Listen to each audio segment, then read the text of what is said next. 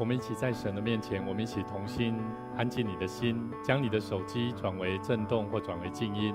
让我们今天晚上一起在主的面前，我们能够用安静的灵来亲近神。邀请你，我们一起同心来祷告，我们一起在安静心的预备当中来祷告，来亲近神。求主帮助我们我们可以待会在我们荧光幕前可以看到相关的讯息，来为几件事情祷告。首先，在我们生命里面，我们需要求主来怜悯我们、医治我们、赦免我们。我们首先能够在主的面前，一起来为自己在主的面前来做认罪悔改的祷告。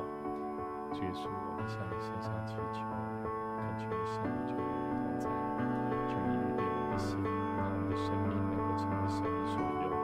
主啊，让我们的生命在你面前能够合神的心意。主啊，愿你预备我们的心，在你面前的敬拜。用祷告、用感谢、用赞美来到主你的面前，愿你的圣灵就充满我们的心，再次让我们的生命能够得着更丰盛的灵，让我们自带着预备的心，让我们丰盛得着更丰盛的灵，让我们能够不断的提升我们在你面前生命的作为，是带有改变，是带有能力，是带有信心，带有盼望。主啊，我们渴慕你，我们恳求你再次在我们的生命里面来为我们预备我们的生命，不仅让生命能够在你面前能够再一次得着神你的祝福。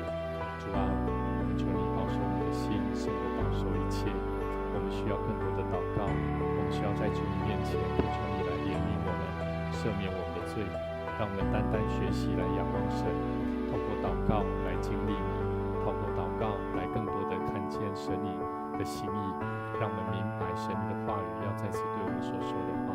主啊，恳求你帮助我们，让我们学习到你的面前，我们懂得认罪悔改。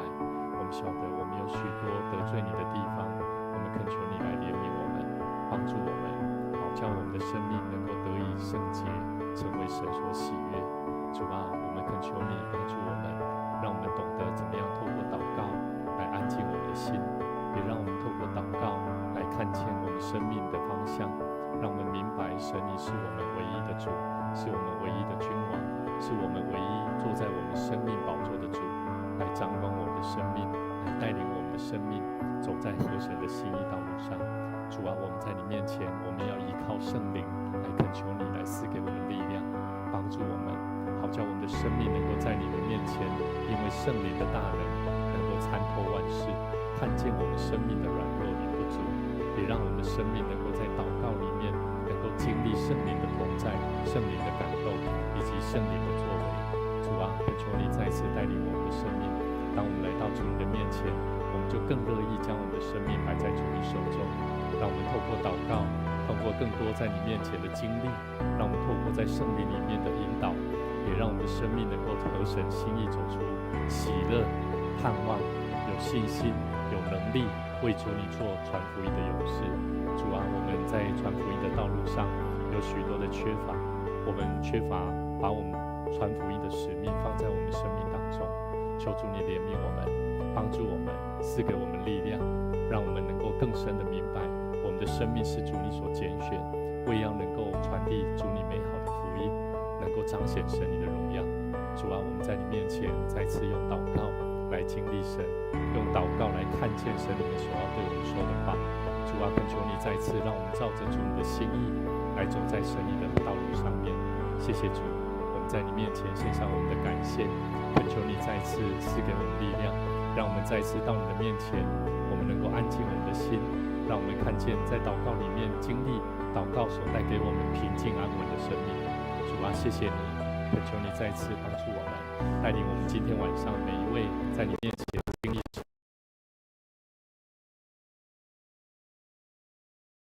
的弟兄姐妹，愿主你的圣灵就大大充满我们的心，引导我们在主你面前能够经历神的同在。主啊，愿主你帮助我们，赐给我们力量，再一次在你面前献上感谢祷告，奉主耶稣基督圣名来求，阿们。我们一起起立，在神的面前，我们一起用这首诗歌生命更新的生命来求主为我们开道路。你成就那不可能的，在旷野中开道路。远超过我的意念，让旧事不再束缚。你成就那不可能的，在沙漠中开江河，远超过一切想象。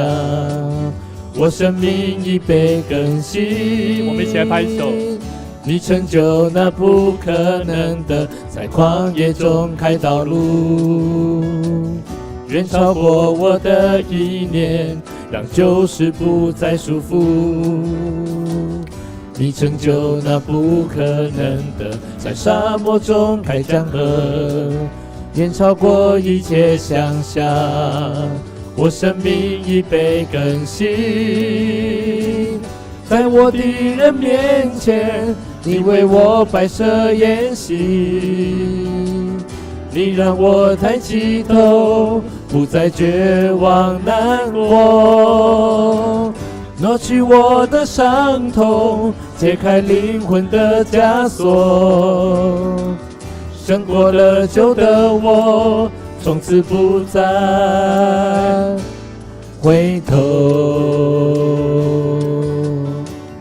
我们再一次在主的面前，当我们开口来唱这首歌的时候，求神的圣灵来经历，帮助我们，引导我们经历他生命更新的能力。你成就那不可能的，在旷野中开道路，远超过我的意念，让旧事不再束缚。你成就那不可能的，在沙漠中开江河，远超过一切想象。我生命已被更新，你成就那不可能的，在旷野中开道路，远超过我的意念，让旧事不再束缚。你成就那不可能的，在沙漠中开江河，远超过一切想象。我生命已被更新，在我敌人面前，你为我摆设筵席。你让我抬起头，不再绝望难过，挪去我的伤痛，解开灵魂的枷锁。胜过了旧的我，从此不再回头。在我敌人的面前，在我敌人面前，你为我摆设筵席。你让我抬起头，不再绝望难过，挪去我的伤痛，解开灵魂的枷锁。胜过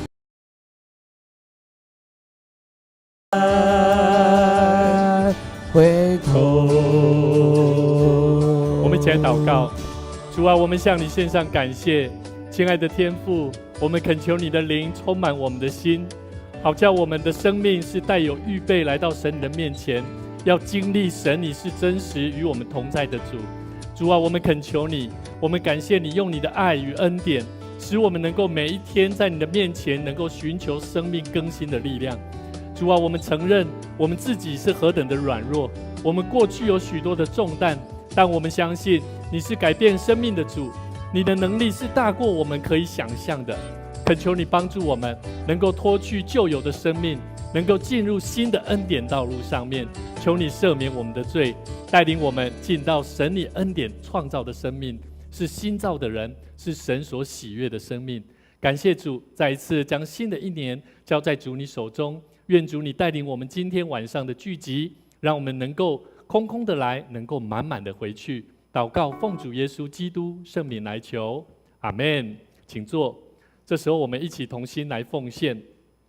基督徒，我们一起透过奉献的行动，我们每一次都要做好预备。当我们愿意在神的面前用预备的心来到主的面前，献上我们的金钱，献上我们在神面前的感谢。我们相信你的奉献神必纪念，你愿意摆上的生命，神也要在你生命当中祝福你的生命，能够带给你生命更大的祝福。我们一起起立，我们一起来唱奉献的诗歌，奉献所有。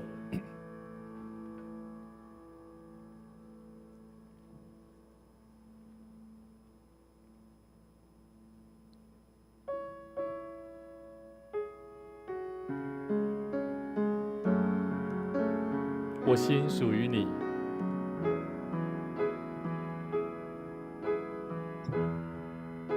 我来到你面前，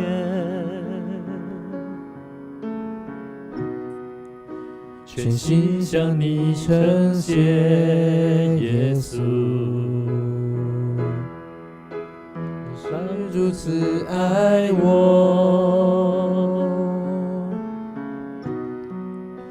我单单属于你。主，我在这里献上我的心，生命的一切完全献给你，因为我并没有财宝和金银能够献给你，唯有我的心，我唯一祷告，唯一的呼求，是你能悦纳我献上的全所有。愿我这一生成为你器皿，来完成你旨意。我们一起来做奉献宣告的祷告。我相信凡事都是上帝所创造，他拥有赏赐与收回的权柄。此时，我愿意从你所得到的恩典，用感恩与敬虔的心，奉献在你面前。求你在我每次甘心乐意的奉献中，操练我更加顺服委身，分别我的生命。我相信奉献是栽种丰收的种子，我深信奉献是实践基督的生命，我确信奉献是生命主权的交托。求主按照你的信实与怜悯赐福我们，保守你的教会，坚固你的百姓。奉主耶稣基督的名来求，阿们。请坐。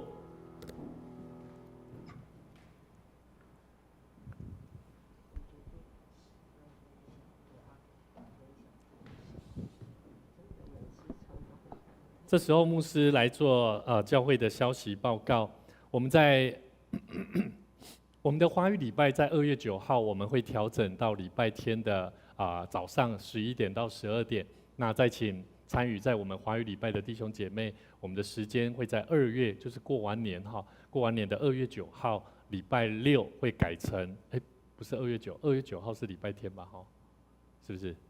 好，礼拜天嘛，好，所以是礼拜天，所以请大家留意一下哈。那我们在各个小组长还有牧区同工，我们在1月9号以前那务必将我们的2024年的事工报告跟2025年的事工活动计划能够提交给我们的子安弟兄。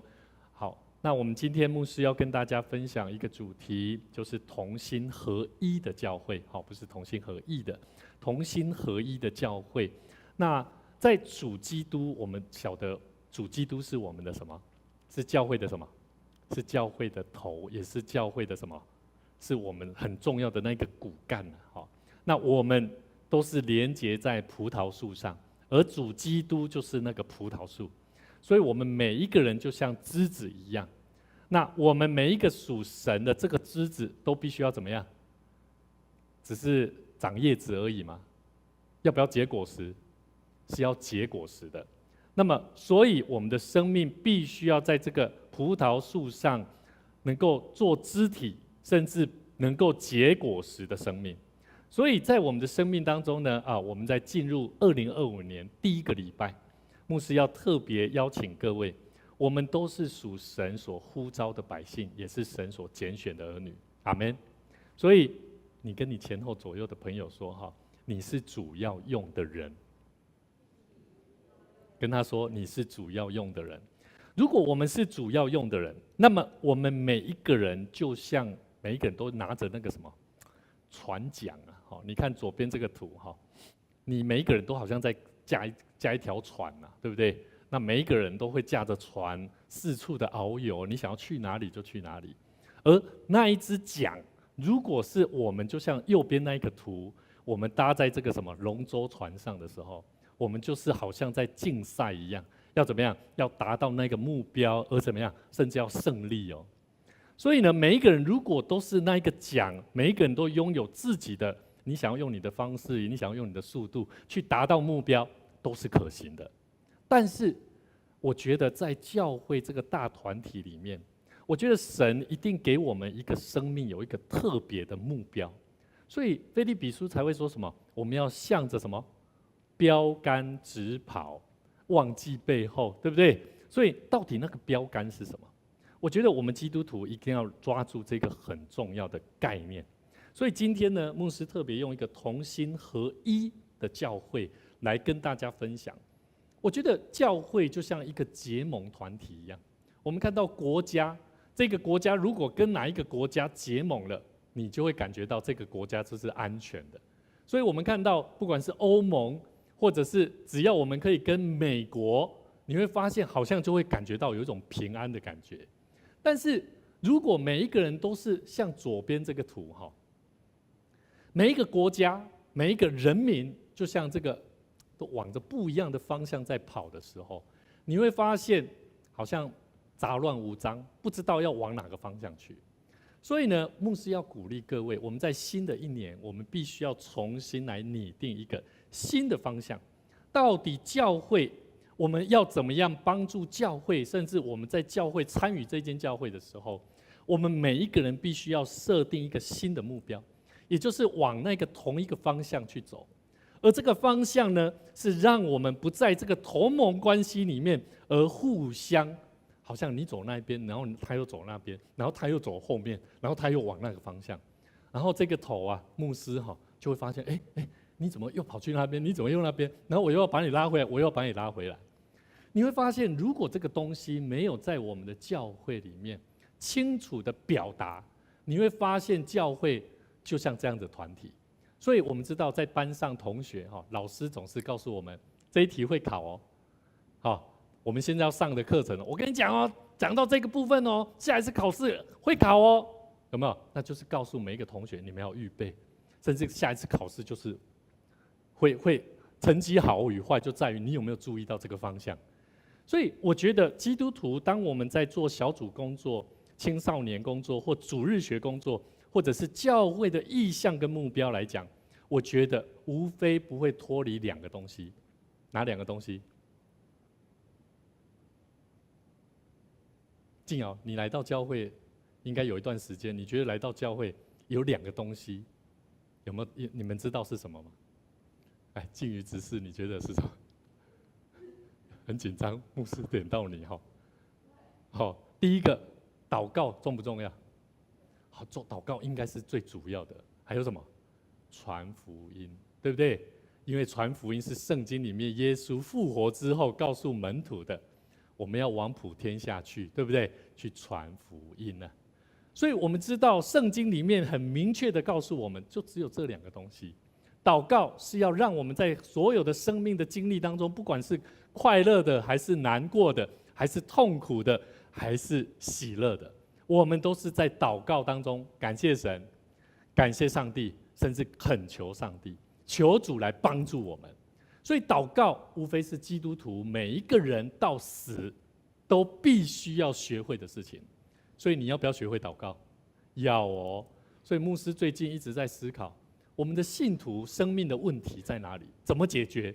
无非我会去看他会不会祷告。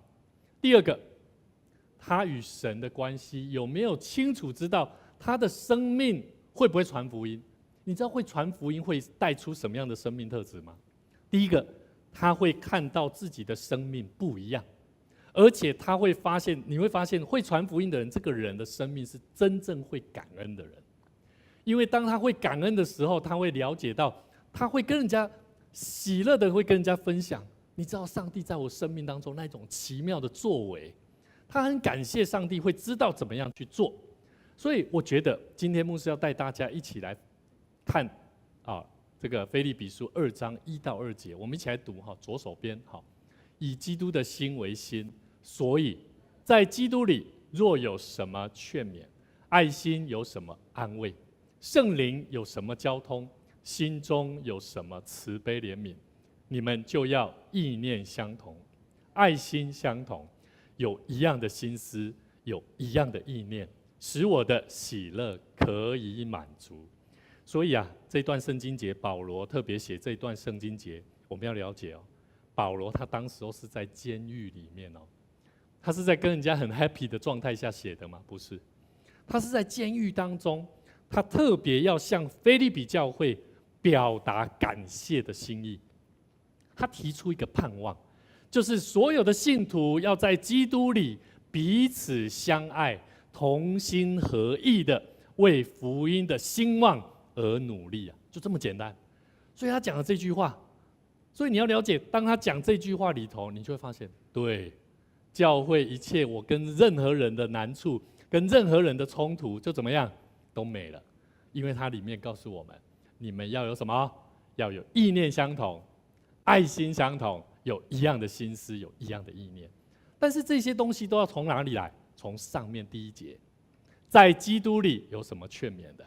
在爱心里有什么安慰的？圣灵里面有什么交通的？心中有什么慈悲怜悯的？注意，当你的心要同心合意一定要有以上第1节这些东西如果没有，那很显而易见的，你有办法同心吗？很难。如果你没有第1节里面所说的这一些，那你就很难同心合意。所以这段话提醒我们，教会若要成为一个见证上帝荣耀的地方、荣耀的群体，我们必须要有正确的属灵文化。教会如果没有这种属灵文化，彼此相爱、彼此扶持，甚至共同的成长，那么我们所做的都是做白工做白工好，所以我们要了解腓立比教会是保罗在第2次宣教当中所建立的，这是一个充满恩典与爱的教会。但是保罗在书信当中，特别是提到喜乐，强调教会合一的重要性。只有在合一的基础上，教会才能够真正为基督的见证，为主做见证。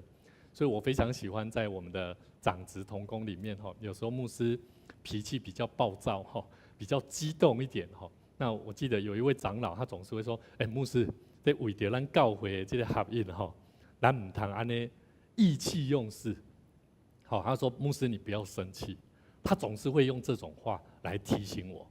所以各位弟兄姐妹，圣经里面他说，在基督里若有什么劝勉，也就是说，基督徒因为基督与基督联合所获得的那一种激励好，在基督里有什么劝勉？好，在爱心里有什么安慰？也就是基督的爱是信徒彼此安慰的根源所以圣灵有什么交通？什么叫圣灵有什么交通？圣灵在信徒当中运行，而使他们有属灵的连结然后呢，心中有什么慈悲怜悯？我们每一个信徒彼此当中会流露出因为基督的慈悲与怜悯所以从这边我们可以看到，他说意念要相同。假如我们这些东西我刚刚讲的，不管是在基督里与主联合的激励、信心，还有什么彼此的安慰，或者是在灵性上圣灵的感动，或者是彼此的这个慈悲怜悯的关系都没有的时候，你会发现人与人之间的那个关系是会越来越糟所以各位弟兄姐妹，我们要知道，培养一个同心合一的教会，必须要怎么样？信徒必须要在基督里有彼此相爱，同心合意为福音兴旺而怎么样？好好努力。我们必须怎么做？注意我们必须怎么做？来，我们一起来看这个是好，这个我在周间的时候我看到一个这个穆恩的同学你知道他鞋子就穿这样，国小2年级，然后呢，他家人把它放着，就在早餐店放着。然后他这个小女孩，我看到她鞋子，妹妹你怎么穿这样啊？然后呢，他就说因为我一只鞋子不见了。然后他就穿了另外一只鞋子哈。那我们知道鞋子如果它的高度不同，会影响到它的什么发育。好，那其实我也晓得，我觉得我们看到了一个问题，叫做他的父母亲没有怎么样，没有在关心孩子出门的时候所穿的鞋子。好，应该都很自然，对不对？可是我觉得我看到的时候，我觉得哇，这个家庭这个孩子需要关心。当我去问我的女儿的时候，我才发现原来她在家里排行老3。他下面还有一个弟弟，上面有两个哥哥，一个国小5年级，一个已经国中。可是很有趣哦，隔天以后，那一天回来，我就跟我女儿讲，木恩讲，木恩，这个同学我看你好像都没有在跟他讲话，你的同学他多有趣吗？他看到我的时候，他说拿起他的钱包，说叔叔，今天我请木恩吃早餐。我说不用，他有早餐的费用。然后他拿着他的钱包跟我讲说：“叔叔，你看我有很多钱哦。”我说：“妹妹，这个钱不要露白，好，不要随便让人家看到你有钱，这样不好，很危险。”这个孩子让我看到他需要关心。当他跟我谈完这些话以后，他没多久拿出他学校的作业，然后他就说：“你看我数学考几分？”然后我就问我女儿：“啊，你考几分？”有点在比较。可是当我问完以后，我就说：“啊，你有没有订正啊？”他说没有，他马上就在那边要订正。后来我发现这个孩子他作业都没有写，然后也没有人去特别，家人因为忙碌而疏于关心他的作业。回来以后，我就跟我的太太牧师娘在讨论，甚至跟穆恩讨论。我说明天开始，放学你必须要带着他一起走出校门。你不要单独一个人走出来，好像急着要看爸爸妈妈。我希望你带着这个同学，手牵手一起出来，甚至邀请他跟他爸爸妈妈讲，可以的话，邀请他来家里来教会这边写作业。你知道吗？这个女孩子隔天早上，她早上的时候，她就说：“叔叔，我今天要去你家。”我在那当中体会到什么？我发现什么叫做同心合意？什么叫同心合一？对孩子来讲，他需要什么？他需要关心，他需要人家在他课业上有一个一致的什么感动，有一种怜悯，有神的爱在里头。当在那当中，我与他对话的同时，我就发现这个福音已经开始在这个孩子上扎根。当然，我们要跟人家传福音是讲主耶稣。你知道吗？这个动作是牧师娘在私底下告诉穆恩，她说：“你明天请他带他一起来家里，准备这些作业。”哇，我心里面很感动。你知道吗？在我们生命里面，我们要了解教会要培养什么？要培养好的文化。礼拜二的时候，我们知道右手边是我们那个神学生蔡尚恩，对不对？左手边这个是我高中同学。当时候是班上第1名的，他在美国工作。那这一次他回来台湾，他原本要召集我们高中生这些同学一起开个同学会。可是呢，当他问完以后没多久，大家都说好啊，大家可以哦。没多久他就说不好意思，因为我的爸爸因为这个胆发炎需要手术，所以我没有办法了。后来我看，因为我知道他是一个基督徒，他们是召会的。他们教会没有牧师，可是他非常关心我的这个尚恩同学，所以呢，在那当中呢，我就约着，你知道吗？尚恩现在在我们当中实习，对不对？我就约着尚恩，然后说：“那个史富敏我们的同学他爸爸因为这个胆发炎需要手术，我们一起去医院看他。”我这个同学他非常感动，因为什么？因为他的爸爸就在前一天。我在问候他的时候说：“可不可以去医院探望你爸爸？”他心中很感动，因为他告诉我说，他的爸爸当天晚上受洗了，他受浸礼。所以当我去到那边的时候，我觉得这个家庭充满了喜乐。各位弟兄姐妹，圣灵给我们的感动，圣灵是什么？我们今天看的圣经节，圣灵有什么交通呢？在基督里若有什么劝勉，爱心有什么安慰，圣灵有什么交通啊？心中有什么慈悲怜悯啊？你们的意念就要相同，爱心相同，有一样的心思，有一样的意念，你会发现传福音就达成了，就很容易。你会发现有很多事情就等着你去做。所以各位弟兄姐妹，当我看到这些事情的时候，我想到在我们圣经里面一直在提醒我们。我们知道圣经里面也告诉我们很重要的一件事情哦。第一个，我们必须要彼此做接纳的文化。我们要建立什么文化？第一个，罗马书15章第7节，我们一起来读。来，所以你们要彼此接纳，如同基督接纳你们一样，使荣耀归于神。好，你们要彼此接纳，就如同基督接纳了你们。所以我们知道这句话是哪一个先？是彼此接纳先，还是主基督先？哪一个？啊，彼此接纳先吗？不是啦。所以这个是后，所以因为怎么样？如同什么样？他说什么？如同基督接纳了你们一样，基督已经接纳了我们，赦免我们的罪，所以我们必须要怎么样？我们要彼此接纳。所以我们要知道，生命里面、圣经里面告诉我们，生命就是必须要彼此接纳，就如同基督已经接纳了我们。所以各位弟兄姐妹，圣经里面，如果我们看今天腓立比书2章3到5节，我们一起来读。他说什么？凡事不可结党，不可贪图虚浮的荣耀，只要存心谦卑，个人看别人比自己强，个人不要单顾自己的事，也要顾别人的事。你们当以基督耶稣的心为心。所以这里很清楚的告诉我们，什么是荣耀上帝，也就是不要只顾自己了。你只要懂得会去顾别人，甚至有些时候会让人家觉得说，哦，你好像连家里都不太顾一样哦。但是要注意哦，要小心，要有智慧。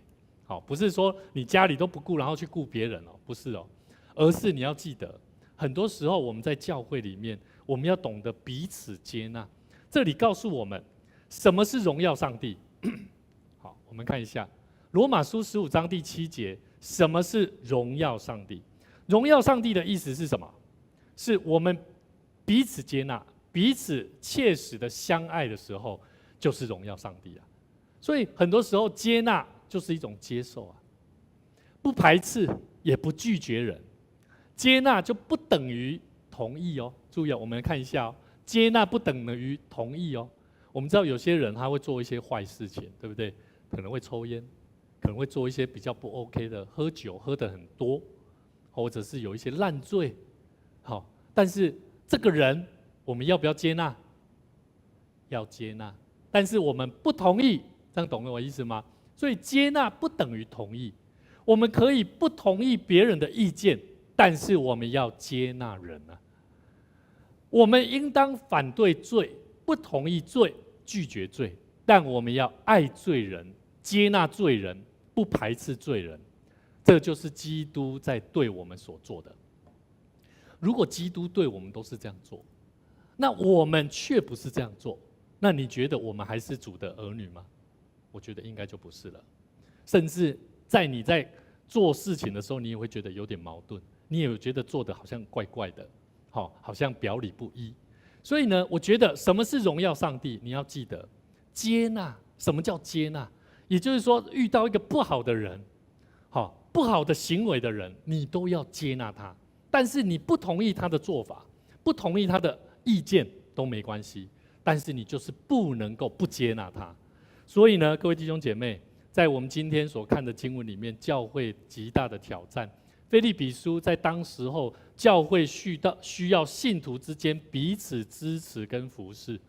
教会是一个属灵的共同体，所以如果教会里面我们不会懂得彼此接纳、彼此服侍，你会发现教会里面会产生很多的冲突啊，甚至有很多不同的生命，你会觉得那一群人就在一起，那一群人就在一起，然后我没有办法跟他们一起，你会觉得好像格格不入。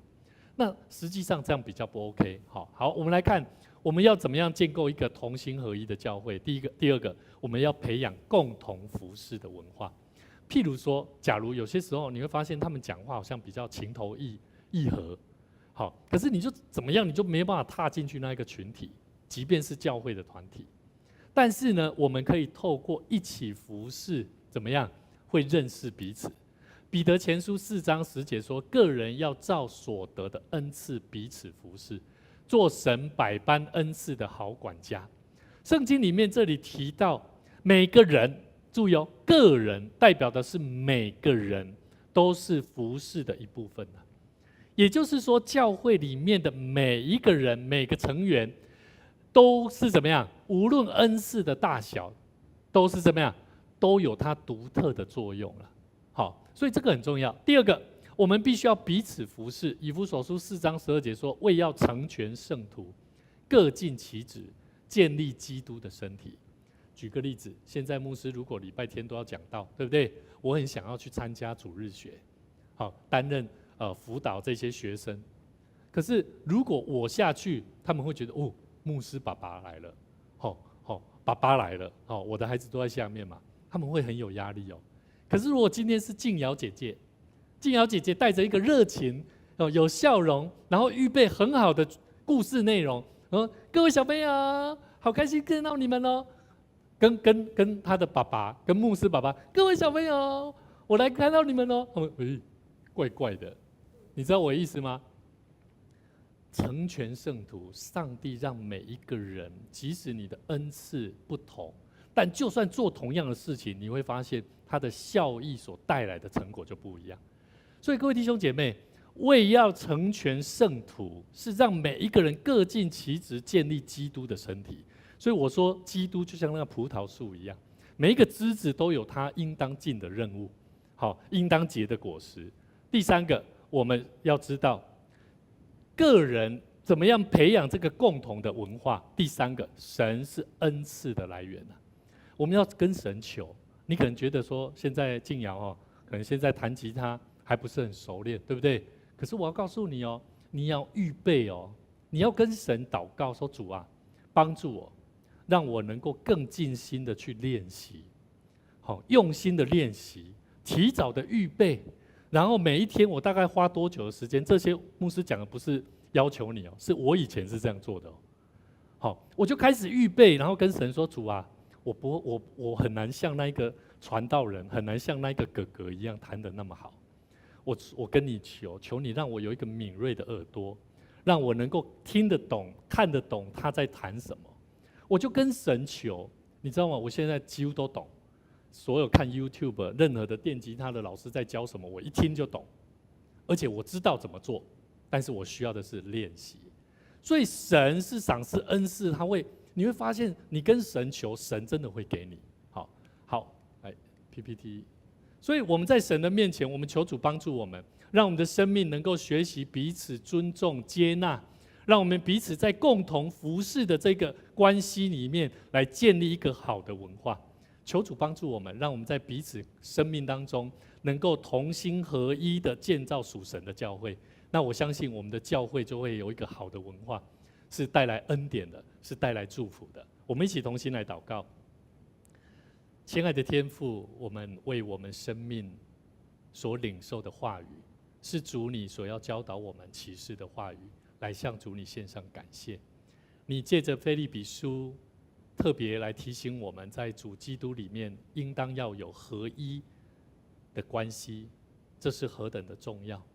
我们恳求你的圣灵在我们心中，每一个人的心中来动工，除去我们每一个人心中的自私与骄傲，赐给我们有足够的爱心跟谦卑的心，让我们能够真实的有更火热的心来学习彼此接纳、彼此服侍，一起来建造一个同心合一的教会。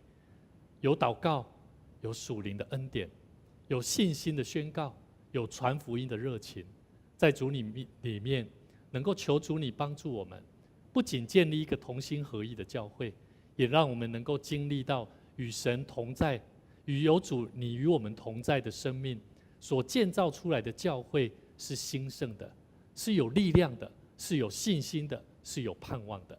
恳求你带领我们更多的人，能够一起去做传福音的工作，带领更多失丧的灵魂来归向主。愿我们的生命与教会能够成为这世代的光跟盐，荣耀主你的名。向你献上感谢，祈求祷告，奉主耶稣基督圣名来求，阿们。愿主赐福大家，在每周六的晚上6点半到7点20，我们同一时间一起来领受神丰盛的恩典以及话语。愿你平安。